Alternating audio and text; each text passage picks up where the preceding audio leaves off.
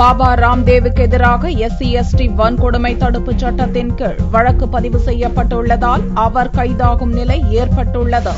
பாரதிய ஜனதா கட்சிக்கு ஆதரவாக பிரச்சாரம் செய்து வரும் யோகா குரு பாபா ராம்தேவ் லக்னோவில் பேசும்போது தேனிலவுக்கு செல்வது போல தலித்துகளின் வீடுகளுக்கு ராகுல் செல்வதாக கிண்டல் அடித்தார். அவரது பேச்சுக்கு பல்வேறு கட்சிகள், தலித் அமைப்புகள் கடும் கண்டனம் தெரிவித்த நிலையில் அவர் மீது கோரக்பூர், பாட்னா, ஆக்ரா போலீசார் தனித்தனியாக வழக்கு பதிவு செய்தனர். அவர் மீது SC/ST வன்கொடுமை தடுப்புச் சட்டத்தின் கீழும் போலீசார் வழக்கு பதிவு செய்துள்ளனர். தீண்டாமை குற்றத்துக்காக கடும் தண்டனைகளை வழங்கும் SC/ST சட்டத்தின் கீழ் வழக்கு பதிவு செய்யப்பட்டுள்ளதால் ராம்தேவ் கைது செய்யப்படலாம் என்று உத்தரப்பிரதேச போலீஸ் வட்டாரங்கள் தெரிவித்தன. தலித் பற்றியும் ராகுல் பற்றியும் இழிவாக பேசிய விவகாரத்தில் ஏற்கனவே தலையிட்டுள்ள தேர்தல் கமிஷன் லக்னோவில் மே 16ஆம் தேதி வரை பேச ராம்தேவுக்கு தடை விதித்துள்ளது. இதனிடையே புதன், வியாழக்கிழமைகளில் ராகுல் போட்டியிடும் அமேதி தொகுதியில் யோகா முகாம்களை நடத்த பாபா ராம்தேவ் திட்டமிட்டிருந்தார். ஆனால் யோகா முகாம்களில் குழப்பத்தை விளைவிக்கும் வகையில் ராம்தேவ் அரசியல் கருத்துக்களை பேசுவதாக கூறி